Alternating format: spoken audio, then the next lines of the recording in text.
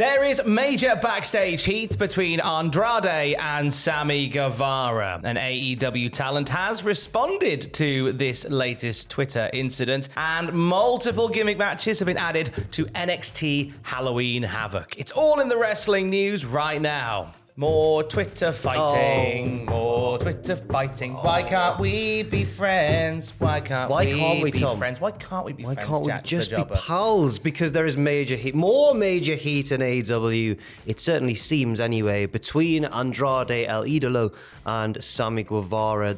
I mean, you've probably seen bits and pieces as we have, but this is, I guess, in sort of chronological order. Yeah, we're going to give you sort of what was said as the afternoon wore on. Yeah. On Twitter between these two.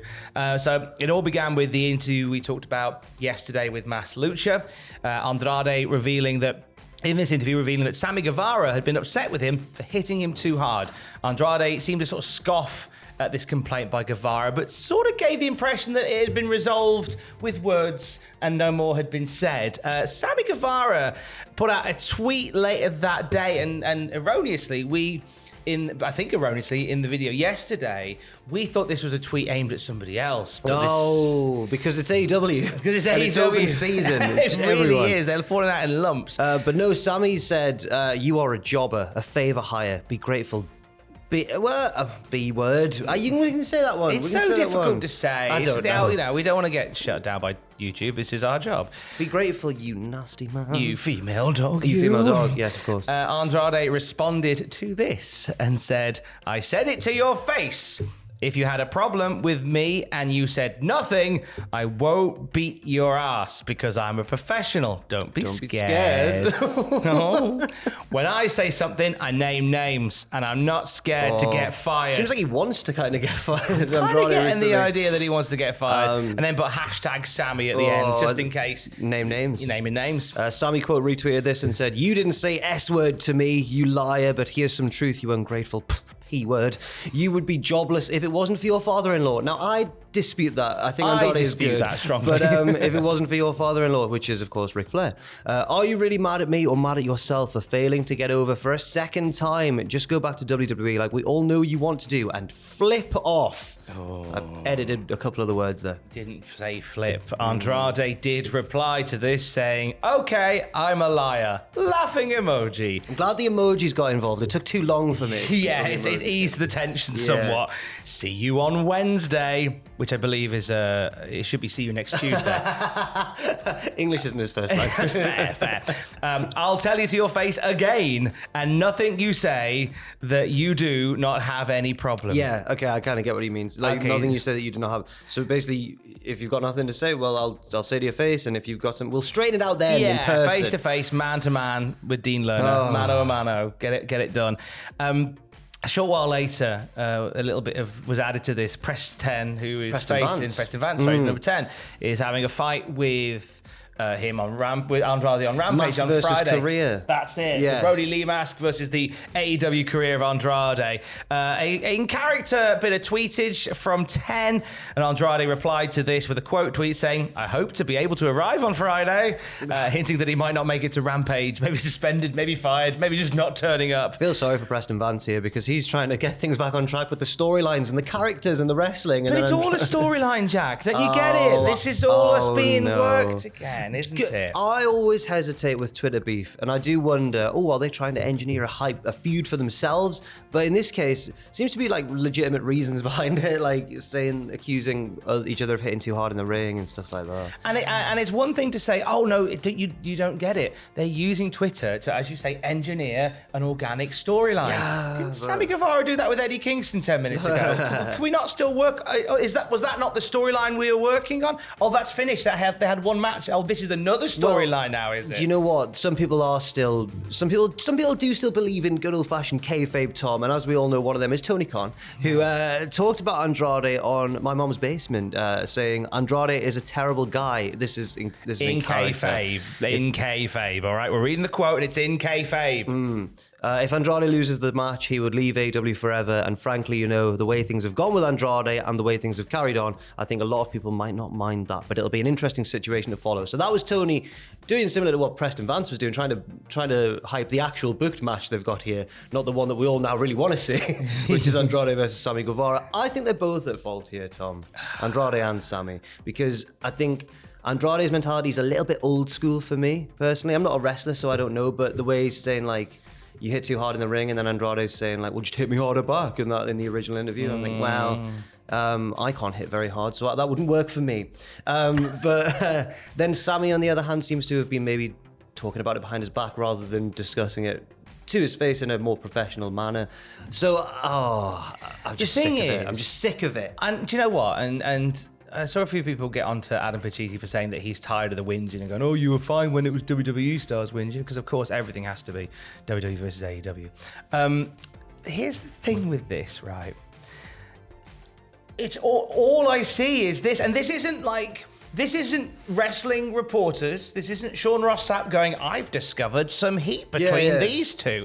He doesn't talk like that. This isn't Dave Meltzer going, I found some heat between these two. He's more of an old-fashioned gent than his accent. He certainly is. This is like they are falling out in lumps on Twitter. They are writing the words themselves. Right. This isn't us speculating. And we're seeing it happen. And I think that, again, it reflects quite badly on Tony Khan. It reflects awfully on Tony. And on everyone involved, obviously. Because Tony's running this environment where... In that awful all-out press conference, he was there going, I ain't going to take this anymore. You're taking it, mate. I mean, that was a reference to WWE, but it's come back to bite him. That quote, it really has come back to bite him. And okay, there is still a school of thought that this is storyline stuff. We're working the backstage, working the boys, working the journalists. Right. If this is kayfabe, it's really boring kayfabe. It's distracting from the actual product. And it's distracting kayfabe. If that's what this is, and fine if that's what it is, but this is not good storytelling. This isn't the great storytelling that you think it is. If this is not storytelling and this is real and these people are falling out a lot, and I defy you to tell me that it's not a lot of falling out, this shows that there is what was the term that was used by a WWE star? A sloppy shop. Oh, wait. It wasn't a WWE star that used that. It was Taz talking about WWE. I thought you were meaning a lethal dose of poison, the NWO thing. I mean, anyway, a lethal dose of sloppy shop. Well, I think we can all agree in times like these with Ricky Starks, who in a now deleted tweet said, man, can my co-workers just shut their F word up for a minute? And I'm like, yeah, fair enough, Ricky. Totally down with Ricky Starks on that. Totally down with Ricky Starks. Push him. Push him to the moon. I like a lot of the stuff that AEW does. Like, I think we need AEW to prosper in this landscape because it means more work for other people. Yeah. Like, before we get on this whole, before we get chased out of town with torches again for daring to insult AEW, I think we need AEW to do well, and I want AEW to do well. When AEW shines, it shines. It's excellent. This sort of stuff is distraction. Then it's unnecessary. You can write great wrestling stories. The Hangman Page Kenny Omega story from the other year shows that AEW can write compelling wrestling stories. They can. Even the recent MJF and Punk as well. That's what I was about to say. Sorry, MJF and CM Punk. Oh, don't worry. But Tom, I would love now to talk about some good old-fashioned staged wrestling shows coming up. I want to talk more about people falling out in lumps behind the scenes, because that's the wrestling I like. Well, I'll tell you two people who have fallen out: Roxanne Perez and Cora Jade. On screen, but it's Perez kicking off, said I might not make it till Wednesday. Some more matches have been added to Halloween Havoc, of course, which is which Takeover Halloween Havoc, as I believe it has been billed sometimes.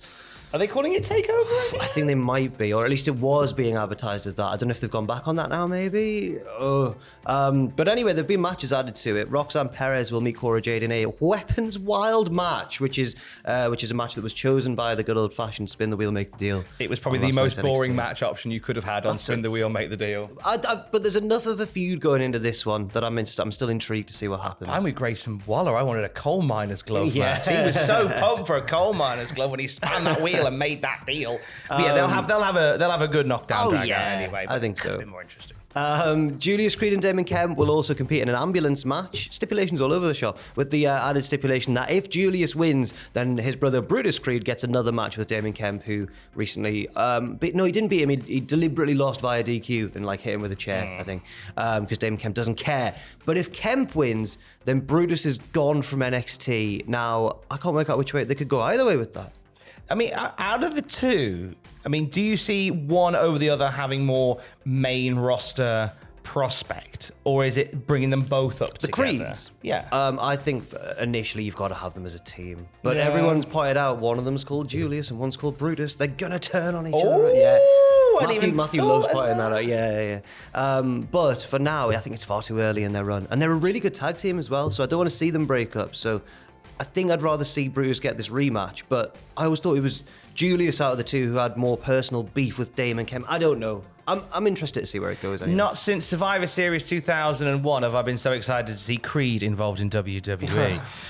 Also, so that continues a really fun Halloween Havoc lineup, actually. Yes. Weapons Wild match, the ambulance match, the ladder match for the NXT North American title is going down with Von Wagner come Tuesday. He's in it. He's been in it. He's been added to it along with Carmelo Hayes, Aura Mensa, formerly Oliver Carter, and Wes Lee. Who's going in it at Nathan Fraser and Axiom? I think it's probably got to just be Nathan Fraser, because out of the two, I think he's the more pure, his stats are more in high flying. But I like them both, and I wouldn't mind certainly if Axiom was in either. Formerly A-Kid.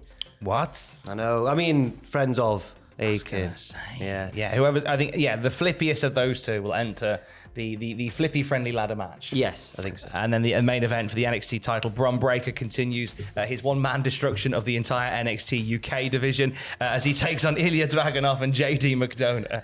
Yes, now this could be an intriguing way to get the belt off him in a triple threat, really, because he doesn't have to necessarily be pinned. However, I don't know if it's the natural end of his reign yet. No, I don't see anybody on the horizon that kind of leads that natural end. Do you? No, not currently, no. One that I possibly would like to eventually see dethroned might be Carmelo Hayes. Carmelo Hayes, excuse me. That's a good shout. He's been...